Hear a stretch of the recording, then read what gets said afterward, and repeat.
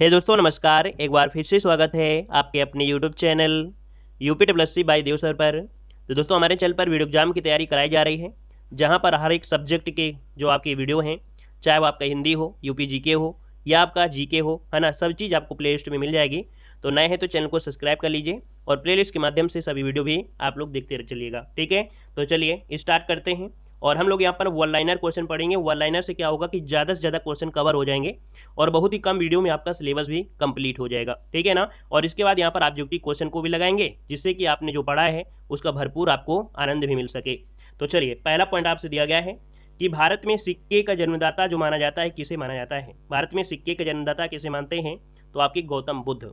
अगला है, आहत सिक्के का प्रचलन कब से प्रारंभ हुआ या भारत में शुरू हुआ? तो आहत सिक्के का प्रचलन भारत में 6वीं शताब्दी से प्रारंभ हुआ। भारत में सोने के सिक्के को सर्वप्रथम किसने जारी किया था?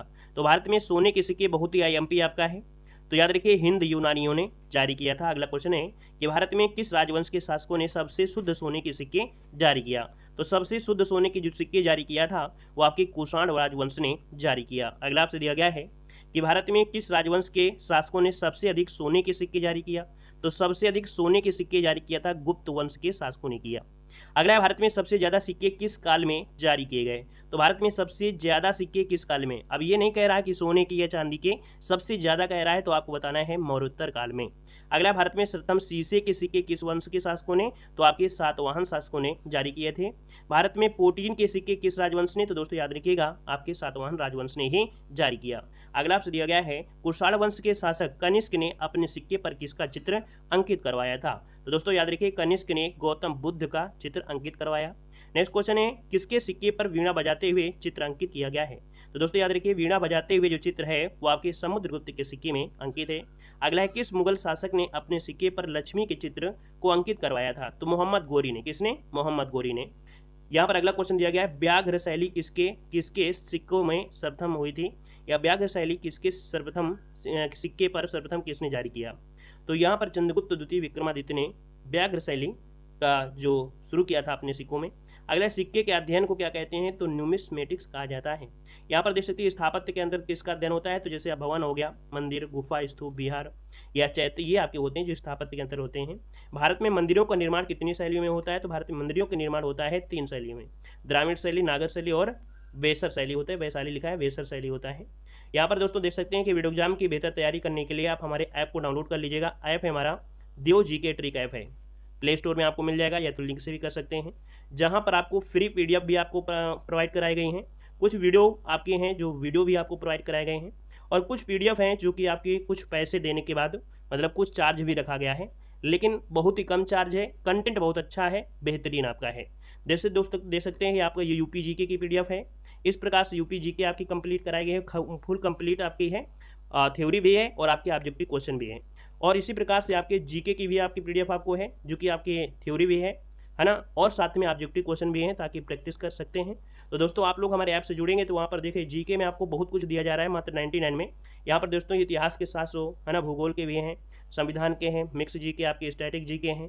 प्रैक्टिस के लिए यहाँ पर हर एक जो आपके सब्जेक्ट है, history, polity, geography, practice set अलग से आपको 10 प्रैक्टिस सेट आपको दिए गए हैं, है ना, जो कि मात्र आपको 99 रुपये में आपके हैं। और इसी प्रकार से यहाँ पर हिंदी का संपूर्ण कोर्स आपका जो आपका है, जिसमें से आपको पूरी की पूरी आपकी थ्योरी मिलेगी, टाइपिंग से आपकी होगी। और इसके साथ साथ यहाँ पर दोस्तों आपके ऑब्जेक्टिव क्वेश्चन भी आपको लगभग 2,500 से 3,000 होंगे, जो कि मात्र 99 रुपये में बहुत कुछ आपको दिया जा रहा है। हिंदी में भी आपके सामान्य ज्ञान में दोस्तों 5,000 से ऊपर ही आपके क्वेश्चन मिलेंगे। यहाँ पर दोस्तों यूपी जीके दे सकते हैं, जो कि मात्र 49 रुपये में आपकी है। यहाँ पर 700 ऑब्जेक्टिव क्वेश्चन भी होंगे, प्लस आपकी यहाँ पर कंप्लीट थ्योरी होगी, जो कि अभी आपने देखा भी है। तो आप लोग हमारे ऐप को डाउनलोड करिए, फ्री वीडियो, फ्री पीडीएफ भी जो आपको है उनको भी डाउनलोड करें, और साथ में जो भी आपको पीडीएफ परचेज करना है तो पीडीएफ भी परचेज कर सकते हैं, और बहुत ही ज़्यादा फायदा आपको मिलेगा हमारे इन पीडीएफ से। ठीक है, यहाँ पर देखो अगला क्वेश्चन दिया गया है कि उत्तरी भारत में मंदिरों का निर्माण किस शैली में? जो अर्थात उत्तर भारत में जो भी मंदिर बनते हैं वो नागर शैली में बनते हैं। ठीक है, नागर शैली में। अगला, भारत में नागर शैली के सबसे उत्तम जो आपका मंदिर है ये दशावतार मंदिर है, जो कि आपके उत्तर प्रदेश में है। अगला, भारत में द्राविड़ शैली का सबसे उत्तम मंदिर कौन है? अगर द्राविड़ शैली में पूछे तो द्राविड़ शैली के जो मंदिर होते हैं वो कहाँ पर बनते हैं? दक्षिण भारत में, है ना। तो ये तंजौर के बृहदेश्वर मंदिर है जो कि द्राविड़ शैली का सबसे उत्तम मंदिर है। इसे राजराजेश्वर मंदिर भी कहा जाता है, ठीक है ना। और वेसर शैली जो होती है वो आपके मध्य भारत में होती है। अगला दिया गया भारत में वेसर शैली के सबसे अच्छा उदाहरण, तो मध्य भारत के अर्थात जो एमपी के एरिया आता है, तो ग्वालियर के तेलिया लोहगान का मंदिर दोस्तों ये वेसर शैली का सबसे अच्छा उदाहरण है। अगला भारत में मूर्ति पूजा का जो आरंभ हुआ था किस काल से माना जाता है, तो आपके सिंधु घाटी सभ्यता से ही माना जाता है। मौर्य काल में अधिकांश मूर्तियां किससे बनाई जाती थी, तो आपके पत्थरों से बनाई जाती थी। अगला है मथुरा कला में गौतम बुद्ध को किस रूप में दर्शाया गया है, तो मथुरा कला में गौतम बुद्ध को किस रूप में दोस्तों, तो याद रखिएगा कि शांत मुद्रा में और तपस्या करते हुए, ठीक है। मथुरा कला में गौतम बुद्ध को किस रूप में, तो शांत मुद्रा में और तपस्या करते हुए। अजंता की गुफा का जो चित्र का संबंध है वो किस धर्म से है, तो आपके बौद्ध धर्म से है। अगला एलोरा की गुफा, तो दोस्तों याद रखिए एलोरा की गुफा में जैन धर्म, बौद्ध धर्म और यहाँ पर ब्राह्मण यहाँ पर दिया गया है, ठीक है। जैन धर्म, बौद्ध धर्म ये आपका है। और अगला आपसे दिया गया है प्रागैतिहासिक काल, तो प्रागैतिहासिक काल के इतिहास की जो जानकारी है वो किस तरह से होती है, तो उत्खनन से प्राप्त वस्तुओं से प्रागैतिहासिक काल के बारे में जानकारी मिलती है। भारत में मिट्टी के बर्तन का जो निर्माण हुआ था वो सबसे पहले कब, तो आपके नवपाषाण काल से स्टार्ट हुआ है। यहाँ पर दिया है भारत में पहली बार चित्रित जो धूसर मृदभांड है ये आपके ताम्रपाषाण काल में इनका प्रयोग किया गया था।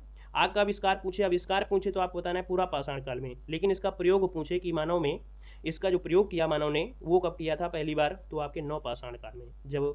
और दूसरा आपका पहिए का, तो पहिए भी आपका नवपाषाण काल में। अगला है कि पूरा पाषाण काल के लोग कहाँ पर रहते थे, तो पूरा पाषाण है तो आपके पर्वत की जो भी गुफाएं मिलती थी वहां पर रहते थे, निवास करते थे। अगर पूछे पूरा पाषाण काल के लोग भोजन क्या करते थे, तो सिंपल सी बात है कि शिकारी थे, एक प्रकार से शिकार करते थे, जंगली जानवर को मारते थे और खाते थे। अगर यहाँ पर आपसे पूछे कि पूरा पाषाण काल के लोग जो थे वस्त्र पहनते थे क्या, तो याद रखिए पूरा पाषाण काल के लोग वस्त्र नहीं पहनते थे।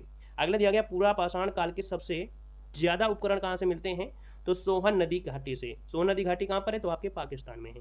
मानव द्वारा सर्वप्रथम किस उपकरण का प्रयोग किया गया था, तो दोस्तों याद रखिए पत्थर से बने कुल्हाड़ी का प्रयोग किया गया था। अगला है पृथ्वी पर सबसे पहले मानव का जन्म कहाँ पर हुआ था, तो अफ्रीका महाद्वीप में हुआ था दोस्तों, याद रखिए अफ्रीका महाद्वीप में। नेक्स्ट है भारत में मनुष्य का जन्म सबसे पहले कहाँ हुआ, तो महाराष्ट्र में एक जगह पड़ती है बोरी नामक जगह, तो महाराष्ट्र के बोरी नामक स्थान में हुआ था। अगला है कि पृथ्वी पर पहले जिस मानव का जन्म हुआ उसे किस नाम से जाना जाता है, दोस्तों हम लोग होमोनिड के नाम से जानते हैं, ठीक है। अगला पूरा पाषाण काल के लोग जिस प्रकार के वस्त्र का प्रयोग करते थे, तो अभी बताया तो वस्त्र पहनते ही नहीं थे, ये दोबारा हो गया है। हाँ अगला आपसे यहाँ पर देखो दिया गया है, कह रहा है मध्य पाषाण काल के लोग कहाँ रहते थे, तो मध्य पाषाण काल के जो लोग रहते थे, मध्य की बात कर रहे हैं आप देखिए, है ना। पूरा पाषाण काल के लोग तो जंगलों में रहते थे, जंगल का मतलब ये हुआ पहाड़ों के गुफाओं में, लेकिन मध्य काल के लोग रहते थे पेड़ के ऊपर मचान बनाकर रहते थे, पेड़ के ऊपर बनाते थे बढ़िया, ऊपर रहते थे। और जब पेड़ के ऊपर रहते थे तो भाई देखो शिकार तो करते ही करते थे, साथ में कंदमूल हो गया, फल वगैरह खाना शुरू कर दिया। मध्य पाषाण काल में जानवर पालने के जो प्रथम साक्ष्य मिलते हैं वो राजस्थान राज्य में बोगरा नामक स्थान है, ठीक है, बोगरा नामक स्थान है, वहां से जानवर पालने के साक्ष्य मिलते हैं। अगर पूछे कि मानव द्वारा सर्वप्रथम किस जानवर को पालतू बनाया गया था, तो कुत्ता को पालतू बनाया गया था। वैसे जो कुत्ता है एक प्रकार से भेड़िया की ही प्रजातियों में आता है ना, और उस समय भी कहीं ना कहीं ये थे, लेकिन जो मांस खाते थे बच जाता तो डाल देते थे, एक प्रकार से वो पालतू बन गए थे, तो कुत्ता हो जाएगा। अगर पूछे भारतीय इतिहास के अनुसार नवपाषाण काल का समय, तो 7000 ईस्वी पूर्व से यहाँ पर शुरुआत मानी जाती है। और भारत में पूछे कृषि का आरंभ कब हुआ, तो नवपाषाण काल में होगा, क्योंकि नवपाषाण काल में जैसे कि रहने का भी जुगाड़ उनका हो गया, पशु भी पालने लगे थे, तो भाई कृषि भी करने लगे थे पशुओं को खिलाने के लिए, तो नवपाषाण काल हो गया। भारत में पहली बार कृषि कार्य किस स्थान से शुरू हुई मानी जाती है, तो मेहरगढ़ से, ठीक है, मेहरगढ़ से। अगला वर्तमान में मेहरगढ़ नामक जो स्थान है कहाँ पर है, तो पाकिस्तान के बलूचिस्तान नामक स्थान पर मेहरगढ़ है। और अगला है किस काल में मानव पहली बार घर बनाकर रहने लगा, तो कब बनाएगा, नवपाषाण काल में। भाई जब खेती कर रहा है, जानवर को पाल रहा है, तो रहने के लिए तो घर बनाएगा ही बनाएगा। अगला है अंडरग्राउंड की तरह मकान जो बनाए गए, ये नवपाषाण काल में कहाँ से प्राप्त हुए, तो ये दोस्तों ये बुर्ज होम से, जो कि जम्मू कश्मीर पड़ता है, बोलते हैं ना अंडरग्राउंड मतलब जमीन के भीतर। अगला नवपाषाण काल में चावल उपजाने के जो साक्ष्य मिलते हैं वो कहाँ से, तो वो कोल्डिहावा जो उत्तर प्रदेश में पड़ता है। अगला आपसे दिया गया है कि बिहार राज्य के किस स्थान से हड्डी के बने औजार उपकरण मिले हैं, तो चिरांद और सोनपुर से मिले हैं। ये जो चिरांद है ये बिहार में कहाँ पर है, तो सारण जिले में पड़ता है। अगला आपसे दिया गया है कि मानव के द्वारा पहली बार वस्त्र का प्रयोग कब किया गया, तो मानव के द्वारा पहली बार वस्त्र का प्रयोग किया गया था कब, तो आपके नवपाषाण काल में। पहली बार पत्थर के औजार को पालिश कब की गई, तो पालिश की गई नवपाषाण काल में। अगला भारत में किस एक गुफा में पूरा पाषाण काल, मध्य पाषाण काल और नवपाषाण काल के चित्र मिले हैं, तो दोस्तों भोपाल के पास एक भीमबेटका गुफा आपने सुना होगा, यहाँ से आप दोस्तों तीनों काल के क्या मिले हैं, आपके कह सकते हैं साक्ष्य मिले हैं, चित्र मिले हैं। अगला दिया गया है विश्व स्तर पर तांबे की खोज सर्वप्रथम किस सभ्यता और संस्कृति के लोगों द्वारा किया गया था? तो सुमेरिया सभ्यता, एक सुमेरिया सभ्यता थी जिसके द्वारा विश्व स्तर पर तांबे की सर्वप्रथम खोज आपकी सुमेरिया सभ्यता से ही हुई है। अगला क्वेश्चन दिया गया है कि सुमेरिया सभ्यता के लोगों के द्वारा तांबे की खोज कब की गई थी? तो ये लगभग 5000 ईस्वी पूर्व में की गई। भारत में पहली बार किस सभ्यता के लोगों ने लिपि भाषा का प्रयोग किया? लिपि लिखना है ना, तो लिपि भाषा का प्रयोग किया था हड़प्पा सभ्यता के लोगों ने। अगला पूछा गया है कि भारत में बड़े बड़े गांव की स्थापना पहली बार कब हुई? तो बड़े बड़े गांव की स्थापना ताम्रपाषाण काल से हुई थी। अगला आपसे दिया गया है कि ताम्रपाषाण काल के लोगों को मरने के बाद कहाँ पर दफनाते थे? तो भैया ये लोग क्या करते थे, जब मर जाते थे तो कमरे के फर्श में ही दफना देते थे। अगला है ताम्रपाषाण काल के लोग मृत भांड को किस रंग से, तो या तो काले से रंगते थे या तो लाल रंग से रंगते थे। अगला पूछा गया है कि ताम्रपाषाण काल के लोग किस प्रकार के मकान में रहते थे? दोस्तों ताम्रपाषाण काल में पक्के हुए ईंटों के मकान में रहते थे। ताम्रपाषाण काल के लोग किस प्रकार के भोजन करते थे? तो शाकाहारी और मांसाहारी, जैसे अभी भी है। तो अभी भी आदमी क्या है, शाकाहारी मांसाहारी दोनों प्रकार का है कि नहीं है। अगला पूछा गया है कि प्राचीन भारतीय इतिहास के अध्ययन के कितने स्रोत हैं? तो प्राचीन भारत की अगर अध्ययन करना है तो आपके मुख्य रूप से 3 स्रोत आपके हैं, पुरातात्विक स्रोत, साहित्यिक स्रोत और विदेशियों के वृत्तांत। लेकिन इसमें भी पूछा जाए कि प्राचीन भारत के इतिहास का सबसे मुख्य स्रोत कौन है, तो पुरातात्विक स्रोत ही आप बताएंगे। और अगर पूछे पुरातात्विक स्रोत के अंतर्गत सबसे प्रामाणिक स्रोत, तो आपका अभिलेख हो जाएंगे। जो पुराने जमाने के पुरातात्विक स्रोत हैं उनमें से अभिलेख सर्वप्रथम आपका है, जिससे पता चलता है प्रामाणिक तरीके से। अगला अभिलेख कितने प्रकार के, तो आपके 2 प्रकार, एक तो सरकारी अभिलेख, दूसरे निजी अभिलेख। अगला है कि विश्व के सबसे प्राचीन अभिलेख कहाँ मिले हैं? तो विश्व के सबसे प्राचीन अभिलेख कहाँ प्राप्त हुए? तो एशिया का माइनर, जो कि आपका बोगजोई नामक स्थान से मिला है। जो सर्वप्रथम भारतवर्ष का जो जिक्र हुआ है किस अभिलेख में? तो आपके हाथी गुम्फा में ही भारतवर्ष का जिक्र हुआ है। अगला आपसे यहाँ पर दिया गया है कि भारत में सबसे प्राचीन अभिलेख कहाँ से प्राप्त हुए हैं? तो भारत में सबसे प्राचीन अभिलेख, प्राचीन कहाँ से? सिंधु घाटी सभ्यता से ही प्राप्त हुए हैं भारत में सबसे प्राचीन अभिलेख। अगला है कि सिंधु घाटी के अभिलेख किस पर लिखी गई थी? मतलब सिंधु घाटी के अभिलेख किस पर लिखी गई? तो मिट्टी के बर्तन पर और मोहरों पर लिखी गई थी, लेकिन पढ़ी नहीं गई थी। याद रखिएगा, पढ़ी नहीं गई। देखो लिखा है सिंधु घाटी के अभिलेख किस प्रकार की लिपि? भाव चित्रात्मक थी, लेकिन ये पढ़ी नहीं गई थी। अगला आपसे दिया गया है कि मौर्य काल के अभिलेख को सर्वप्रथम किसने पढ़ा? तो मौर्य काल के अभिलेख को जेम्स प्रिंसेस, जो कि फ्रांस के रहने वाले थे, ये 1937 में इन्होंने पढ़ा था। अगला आपसे पूछा गया है कि अशोक ने अपने अभिलेख पर किस किस लिपि का प्रयोग किया था? तो अशोक ने दोस्तों ब्राह्मी, खरोष्टी, अरमेक और यूनानी लिपि का प्रयोग किया था। और वहीं पर देखा जाए अशोक ने अपने अभिलेख पर किस लिपि का प्रयोग सबसे अधिक किया? तो ब्राह्मी लिपि का प्रयोग सबसे अधिक किया। एक अभिलेख पढ़ता है 2 भाषाओं का। अशोक का एक अभिलेख है दोस्तों 2 भाषाओं में प्रयोग हुआ है। ये शाह एक होना, जो कि कंधार में पड़ता है, इसमें 2 लिपियों का प्रयोग इन्होंने किया है। अगला आपसे दिया गया है कि अशोक ने अपने किस अभिलेख पर खरोष्टी लिपि का प्रयोग किया है? बहुत बार क्वेश्चन पूछा भी गया है। तो ये है मनसेरा और शहबाजगढ़ी का अभिलेख है, जिस पर खरोष्टी लिपि का प्रयोग हुआ है। ये क्वेश्चन पूछा गया है। अगला मनसेरा और शहबाजगढ़ी कहाँ पर है? तो आप कहेंगे पाकिस्तान में है। अभिलेखों का अध्ययन क्या कहलाता है? तो अभिलेखों का अध्ययन कहलाता है एपिग्राफी। क्या कहलाता है? एपिग्राफी। अगला पूछा गया है कि भारत के किस अभिलेख पर पहली बार संस्कृत भाषा का प्रयोग हुआ? तो संस्कृत भाषा का प्रयोग जूनागढ़ अभिलेख में मिलता है। हाथी गुम्फा अभिलेख का संबंध किस धर्म से? तो आपके जैन धर्म से है। एहोल अभिलेख से किसकी जानकारी मिलती है? तो एहोल अभिलेख का जानकारी मिलती है पुलकेशन द्वितीय के बारे में, और जो हर्षवर्धन है। ठीक है। अगला आपसे यहाँ पर देखो दिया गया है कि प्रयाग स्तंभ अभिलेख को किसने लिखा था? तो हर्षवर्धन ने लिखा था। प्रयाग स्तंभ अभिलेख को किस भाषा में लिखा गया? तो संस्कृत भाषा में। प्रयाग स्तंभ अभिलेख में किसके विषय में लिखा गया है? तो समुद्रगुप्त के जो विजय हैं, है ना, समुद्रगुप्त की जो गाथा है, विजय गाथा, उनके बारे में लिखा गया है। और भारतीय इतिहास में पहली बार सती प्रथा का उल्लेख मिलता है किसमें? तो आपके एरन अभिलेख में मिलता है। अगला आपसे दिया गया है महत्वपूर्ण कुछ अभिलेख भी दिए हैं, जैसे कि हाथी गुम्फा का अभिलेख जो संबंधित है किस राजा से? तो कलिंग राजा खारवेल से संबंधित है। जूनागढ़ अभिलेख जिसे गिरनार का अभिलेख भी कहते हैं, और ये आपके रुद्रदामन शासक से संबंधित है। वहीं पर दोस्तों यहाँ पर प्रयाग स्तंभ जो आपका लेख है वो आपके समुद्रगुप्त से है। एहोल अभिलेख आपके पुलकेशन द्वितीय से जुड़ा है। मंदसौर अभिलेख मालवा नरेश यशोवर्मन कर सकते हैं। और वहीं पर ग्वालियर अभिलेख प्रतिहार नरेश भोज से संबंधित है। भीतरी और जूनागढ़ अभिलेख स्कंदगुप्त से संबंधित है। और देववाड़ा अभिलेख आपके बंगाल शासक विजयसेन से जुड़ा हुआ है। तो दोस्तों यहाँ पर देखा कि वन लाइनर में आपने बहुत ही कम समय में बहुत क्वेश्चन कर लिया, और आज की वीडियो हमने बहुत ही कम क्वेश्चन रखा था, लेकिन यहाँ पर नेक्स्ट पार्ट में आपकी ज़्यादा होंगे।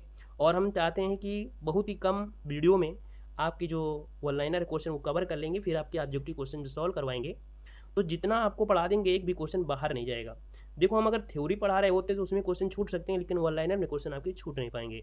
और ऑब्जेक्टिव क्वेश्चन जब आप लगाएंगे तो फिर आपका तो फिर बेहतर तरीके से रिवीजन हो ही जाएगा। तो आप लोग हमारे चैनल को सब्सक्राइब भी कर लीजिए। साथ में हमने बता दिया है ऐप से जुड़ने के लिए, तो आप लोग देव जीके ट्रिक ऐप लिंक भी दी गई है, तो क्लिक करके है ना आप लोग ऐप डाउनलोड करिए। फ्री PDF जो भी दी गई हैं उनको भी पढ़िए, फ्री वीडियो भी आपको कुछ दिए गए हैं उनको भी देखिए। और जो PDF लेना है, जो क्योंकि इतनी कम दाम आपको रखा है, इतना कम दाम रखा है कि कोई भी आपको समस्या नहीं होगी, है ना, कि चॉकलेट 2 चॉकलेट के बराबर की PDF हैं और कंटेंट कितना है कि आप पढ़ते रहोगे 1 महीना तब भी नहीं पढ़ पाओगे। ठीक है ना। तो चलिए फिर आज की क्लास यहीं रखते हैं। धन्यवाद सभी को। जय हिंद, वंदे मातरम।